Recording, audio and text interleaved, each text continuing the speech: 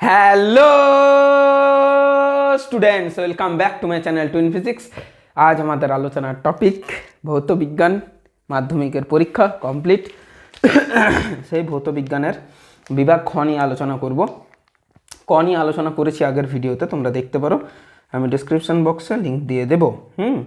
এবং বিভাগ খ নিয়ে এবারে আলোচনা করতে হবে। বিভাগ খতে আমাদের 18টা প্রশ্ন আছে, মানে 2-এর 1, 2-এর 2 করে করে 18টা প্রশ্ন আছে, সেগুলো সমাধান করব। বেশি দেরি করব না, ভিডিও খুব তাড়াতাড়ি বানাতে হবে যাতে তোমাদের কাছে ঠিকঠাক মতো টাইম মতো পৌঁছে যেতে পারে, ঠিক আছে? আর ডেফিনেটলি একটা জিনিস কিন্তু তোমাদের কাছ থেকে জানবো, সেটা হচ্ছে যে তোমাদের কত কত নাম্বার এলো, কীরকম কী ঠিক করলে ভুল করলে সেটা কিন্তু অবশ্যই কিন্তু জানিও, ঠিক আছে? এটা হচ্ছে বিষয়। আচ্ছা চলো, প্রথম যে প্রশ্নটা দিয়েছে সেটা বলেছে যে ক্লোরিন কিভাবে ওজোন স্তরকে বিনাশ ঘটায় সেটা একটা বিক্রিয়ার সাহায্যে দেখাও। সেটা একটা বিক্রিয়ার সাহায্যে না, তুমি চাইলে দুটো বিক্রিয়ার সাহায্যেও দেখাতে পারো, কোনো অসুবিধা নেই। আমাদের যে সিএফসি কম্পাউন্ডগুলো আছে, ক্লোরোফ্লুরোকার্বন, এই যে কম্পাউন্ডগুলো আছে তার মধ্যে একটা কম্পাউন্ড আমি নিয়ে নিলাম এটা, অর্থাৎ কার্বন আছে, একটা ফ্লুরিন আছে, 3টা ক্লোরিন আছে, ঠিক? আচ্ছা, এটা ভেঙে যায়, এটা ভেঙে যায় with the help of UV রে, অতিবেগুনি রশ্মির প্রভাবে এটা ভেঙে যায়। ভেঙে গিয়ে একটা কার্বন, একটা ফ্লুরিন এবং দুটো ক্লোরিন উৎপন্ন হয়, মানে এমনিওয়ালা একটা যৌগ গঠন করে। এবং তার সাথে সাথে এটা একটা ক্লোরোফ্লুরোকার্বন রিলেটেড যৌগ, ঠিক? এবং তার সাথে উৎপন্ন করে সেটা হচ্ছে একটা সক্রিয় ক্লোরিন। কি তৈরি করে? একটা সক্রিয় ক্লোরিন। এই সক্রিয় ক্লোরিন, এই ভদ্রলোকটি গিয়ে পরে ওজোন স্তরকে, O3 বা ওজোন অণুকে ডিজলভ করে, ভেঙে দেয়। কিসে ভাঙে? একটা হচ্ছে ক্লোরিন মনোক্সাইড, ClO, একটা ক্লোরিন মনোক্সাইড। আচ্ছা, এটার কিন্তু প্রত্যেকটা জিনিসের নিচে নিচে কিন্তু নাম লিখবে, নালে কিন্তু নাম্বার দিতে চাইবে না, ঠিক আছে? মান 1 থাকুক, মান 2 থাকুক, তোমাদের কিন্তু উচিত নাম্বারটা লেখা, ঠিক আছে? এবং তার সাথে সাথে অক্সিজেন অণুতে কনভার্ট করে দেয়। এটা কি? এটা হচ্ছে অক্সিজেন অণু। অক্সিজেন অণুতে কনভার্ট করে দেয়, ঠিক আছে? ক্লোরিন মনোক্সাইড এবং অক্সিজেন অণুতে ভেঙে দেয়, ঠিক আছে? বোঝা গেল তাহলে? এইভাবে তাহলে ওজোন স্তরকে ভেঙে দেওয়া হচ্ছে অক্সিজেন অণুর মধ্যে। তারপরে কিন্তু এই ধরনের সমস্যাটা তৈরি হচ্ছে। এই ClO ফার্দার আবার অক্সিজেন, ওই ওজোন অণুকে আবার ব্রেক করে দেন, অক্সিজেন আবার তৈরি করে, ঠিক আছে? যাই হোক, কত আমাদের গভীরে জানার দরকার নেই, মানে গভীরে উত্তর লেখার দরকার নেই। একটা বলেছিলাম, আমি দুটো দেখিয়ে দিলাম, যাতে এখানে সক্রিয় ক্লোরিনটা কোথার থেকে আসছে সেটাও দেখিয়ে দিলাম, ঠিক আছে? দেখো, 2-এর 2 বলেছে বায়ুমণ্ডলের কোন স্তরে সর্বনিম্ন তাপমাত্রা লক্ষ্য করা যায়? This is nothing but mesosphere. Mesosphere, ঠিক আছে? অথবাতে কি বলেছে?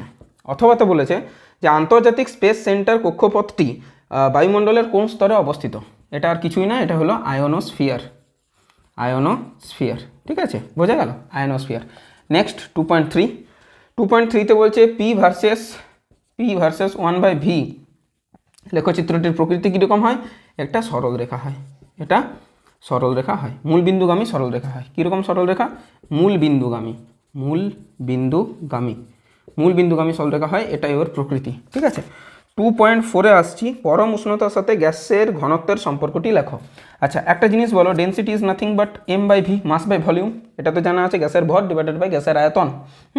এখন আমরা টেম্পারেচার বৃদ্ধি করলে গ্যাসের আয়তন কিন্তু বাড়ে, সেটা চার্লস বলে গেছেন, চার্লসের সূত্র থেকে আমরা জানতে পাই। আর ভলিউম যদি এখানে বাড়ে তাহলে ডেন্সিটি এখানে কমবে। তাহলে আমরা অনায়াসেই বলতে পারি যে টেম্পারেচার যদি বাড়ে তার ফলে ভলিউম বাড়ে, আর ভলিউম যেহেতু বাড়ে তাই ডেন্সিটি কমে।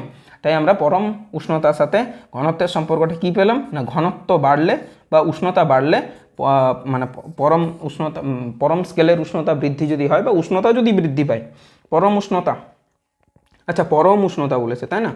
ও আচ্ছা, তাহলে পরম স্কেলের উষ্ণতা বৃদ্ধি পেলে গ্যাসের ঘনত্ব কমে, এটা ঠিক আছে। আর পরম উষ্ণতা মানে আমরা কি জানি না? 0 কেলভিন। 0 কেলভিনে গিয়ে পরে কোনো গ্যাসের আয়তন থাকে না, কোনো গ্যাসের আয়তন কি হয়?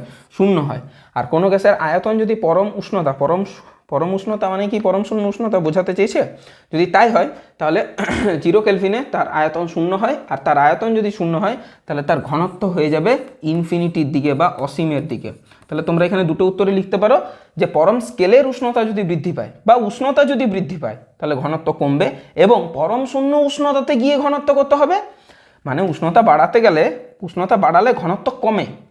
তাহলে উষ্ণতা কমলে, এটা থেকে বোঝা গেল তো যে উষ্ণতা যদি বাড়ে তাহলে ঘনত্ব কমবে। তাহলে এখন যদি বলি উষ্ণতা কমাবো, কমিয়ে 0 কেলভিন বা -273 ডিগ্রি সেলসিয়াসে আনবো, সেখানে যদি আনি, মানে টেম্পারেচার যদি ডিক্রিজ করি, অনবরত ডিক্রিজ করে যাচ্ছি, তাহলে ডেন্সিটি বাড়তে থাকবে, বাড়তে গিয়ে সে অসীমে পৌঁছে যাবে বা অসীমের দিকে পৌঁছে যাবে। তাহলে উত্তরটা এমনি হবে যে কোনো গ্যাসের উষ্ণতা যদি হ্রাস করানো হয় তাহলে তার ঘনত্ব বাড়তে থাকে। এই রিলেশনটা প্রথমে দেখিয়ে দিলে, দেন উষ্ণতা কমাতে কমাতে গিয়ে পরে যদি আমরা পরম শূন্য উষ্ণতাতে মানে 0 কেলভিনে পৌঁছে যেতে পারি তাহলে সেই জায়গায় গ্যাসের ঘনত্ব অসীমের মানে হয়ে যাবে বা অসীমের মান ধারণ করবে। এটা হচ্ছে বিষয়।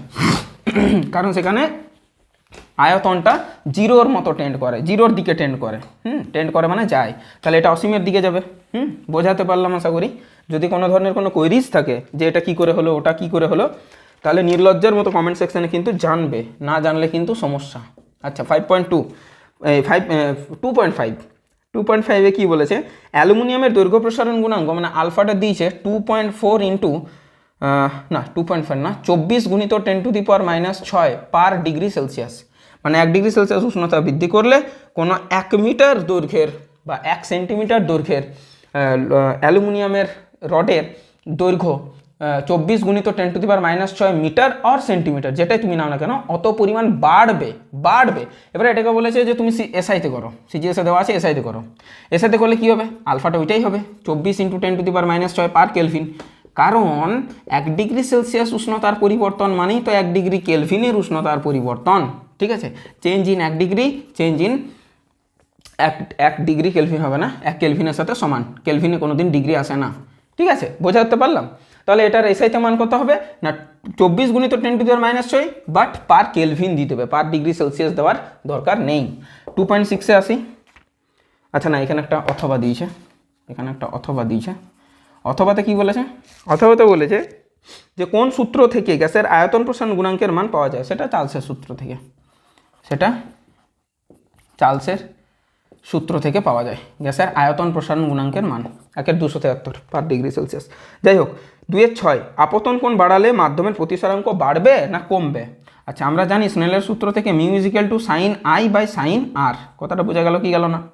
এখন আমরা সাইনের যদি ফার্স্ট কোয়াড্রেন্ট দেখি, মানে প্রথম পাদে কি হয়, প্রথম পাদে কি হয় না, এটা হচ্ছে 0 ডিগ্রি, এটা হচ্ছে 90 ডিগ্রি। তোমরা নিজেরাই বলো sin 0-র মান কত, sin 0-র মান 0, sin 90-র মান কত, sin 90-র মান 1। তাহলে আমরা অনায়াসেই বলতে পারি যে 0 থেকে যত থিটাটা ইনক্রিজ করছে, মানে 0 থেকে 90-র দিকে যাচ্ছে, থিটার মান যত বৃদ্ধি পাচ্ছে, সাইন থিটার মানও তত কিন্তু বৃদ্ধি পাচ্ছে। আমরা দেখতে পাচ্ছি sin 30 degree half, sin 45 degree 1/√2, sine আর কি হবে, হাফ হলো 1/√2 হলো, তারপর √3/2, ঠিক sin 60-তে। তাহলে গিয়ে পরে 90-তে গিয়ে পরে হচ্ছে 1, মানে 0 থেকে 1। এই যে এই যে বৃদ্ধিটা বাড়ছে, মানে অবশ্যই বাড়ছে। ডিগ্রি মানে থিটার মান যদি বৃদ্ধি পায় তাহলে সাইন থিটার মান আমরা অনায়াসে দেখতে পাচ্ছি বৃদ্ধি পাচ্ছে।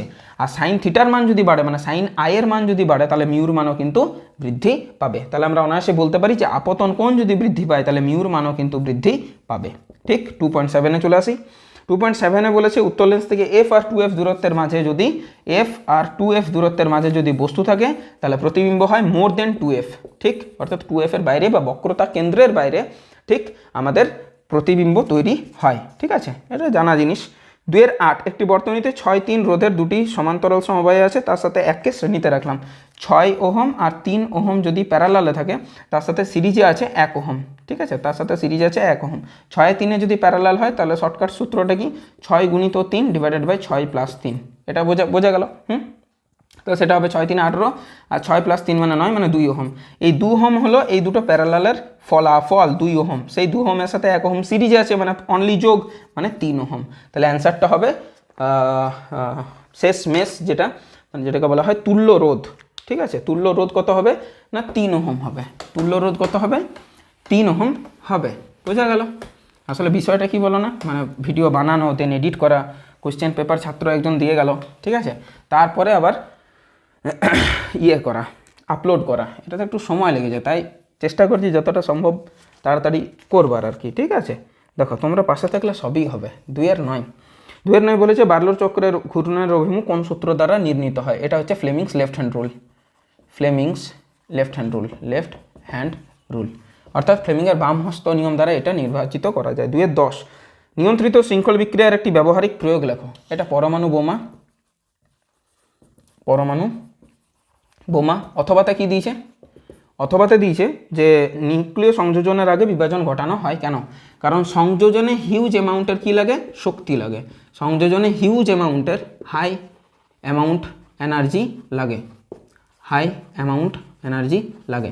এই হাই অ্যামাউন্টের এনার্জি আমরা কিন্তু সচরাচর দিতে পারি না, ঠিক আছে? এই বিক্রিয়াটা করতে গেলে যে পরিমাণ এনার্জি লাগে, তাপশক্তি লাগে, সেটা আমরা দিতে পারি না। তার জন্য বিভাজন থেকে ফার্স্টে আমরা বিভাজন ঘটাই, বিভাজন থেকে হিউজ অ্যামাউন্টের এনার্জি পাই, দেন সেটা সংযোজনে কাজে লাগানো হয়। তার ফলে সংযোজনের পূর্বে বিভাজন ঘটানো হয়ে থাকে। 2-11 মেলাতে বলেছে। দেখো 1 নম্বরে নোবেল গ্যাস, নোবেল গ্যাসের সাথে কে যাবে?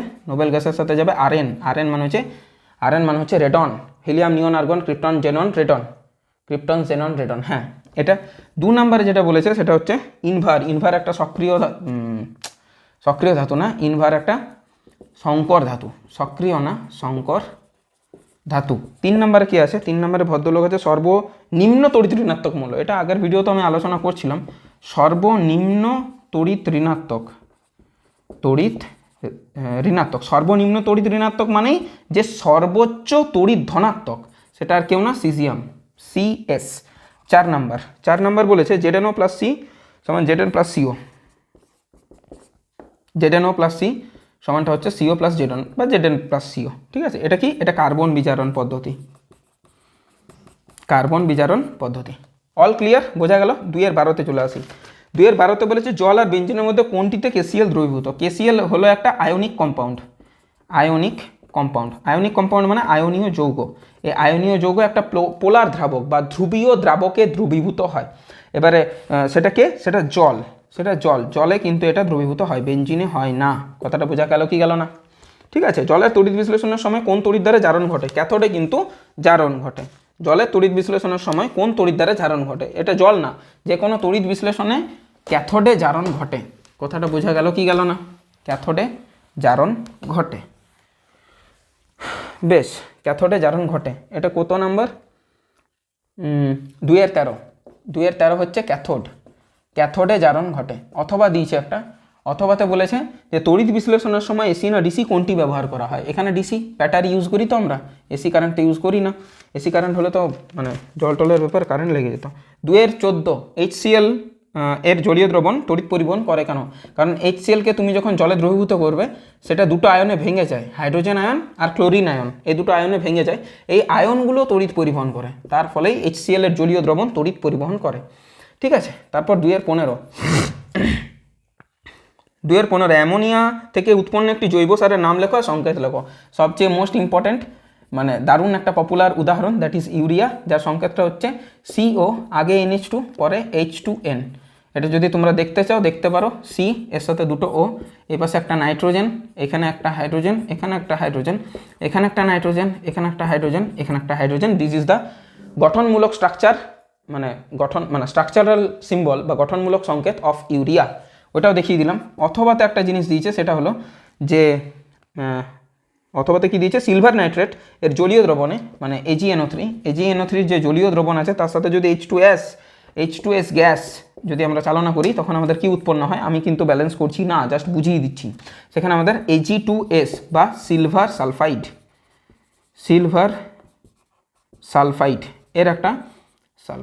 এর একটা অধক্ষেপ পড়ে, যাকে কালো রঙের দেখতে হয়, কালো বর্ণ, যাকে কালো বর্ণের দেখতে হয়। কথাটা বোঝা গেল কি গেল না?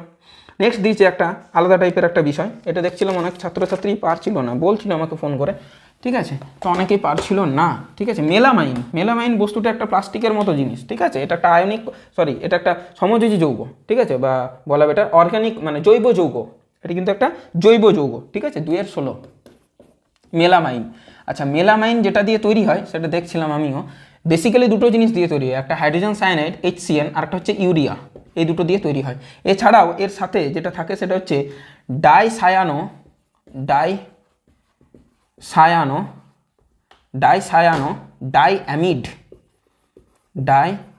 ডাইঅ্যামিড, এই যৌগটাও কিন্তু থাকে। এখানে বলেছে যে কোন যৌগ ব্যবহৃত হয় মেলামাইন প্রস্তুতির জন্য, কোন যৌগ ব্যবহৃত হয়, কোন যৌগ।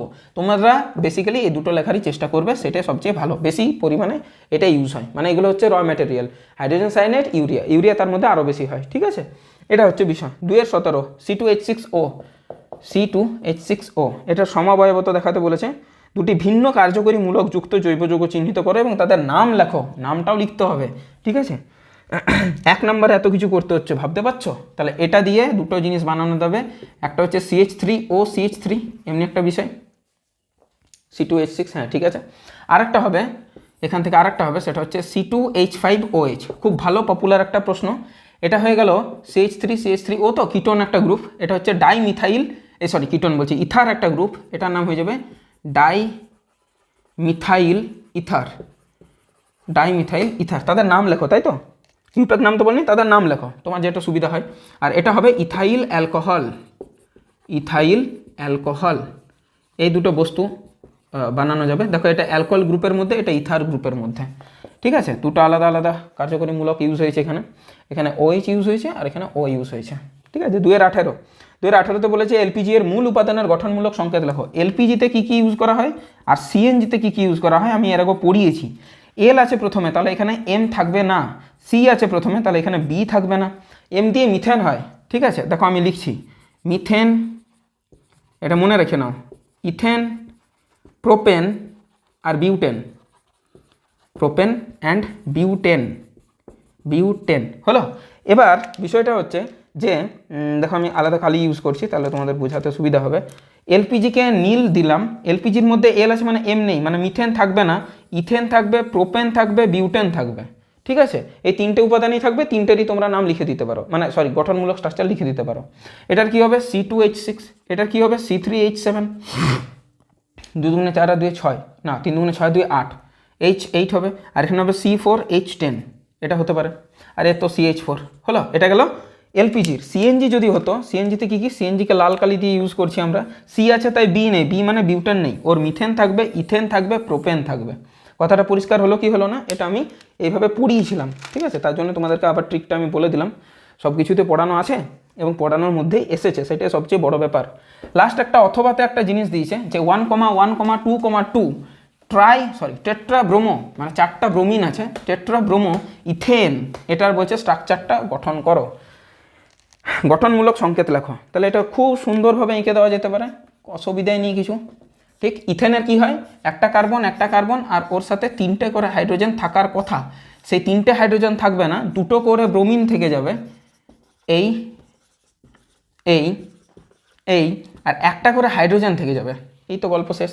এটা 1 নম্বর কার্বন, এটা 2 নম্বর কার্বন। 1,1 তাহলে 2টো ব্রোমিন হয়ে গেল, 2,2 2টা ব্রোমিন হয়ে গেল, ঠিক। টেট্রাব্রোমো, কারণ 4টা ব্রোমিন আছে তাই টেট্রাব্রোমো। অ্যান্ড ইথেনের মতো স্ট্রাকচার, মানে এক বন্ধন, দ্বিবন্ধন তো এখানে কেউ নেই যে এখানে ইথিলিন উৎপন্ন হবে, তাহলে এই টাইপের কিন্তু এটা থাকবে। নিচে নাম অবশ্যই লিখবে, যতটা স্পেসিফাই করবে নাম্বার তত বেশি পাবে, ঠিক। তোমাদের কাছে একটাই আবেদন বা রিকোয়েস্ট যে তোমরা কারা কীরকম কী ঠিক করেছো, ভুল করেছো, কোনো কনফিউশন আছে কিনা, কোনো কোয়েরিজ আছে কিনা, সেটা ডেফিনেটলি জানাবে। দেখা হচ্ছে বিভাগ গ নিয়ে খুব তাড়াতাড়ির মধ্যে। টিল দেন পড়াশোনা করতে থাকো, অল দ্য বেস্ট। জীবনে একটা বড় ধাপ তোমরা পার করলে, আরও অনেক বড় বড় পরীক্ষা আছে, টেনশন করার কিছু নেই, পাশে আছি, পাশে থাকবো, তোমরা শুধু হাতটা ভালো করে ধরলেই হলো, ঠিক আছে। যাই হোক, দেখা হচ্ছে নেক্সট ভিডিওতে বিভাগ গ নিয়ে। টিল দেন পড়াশোনা করতে থাকো, all the very best, by.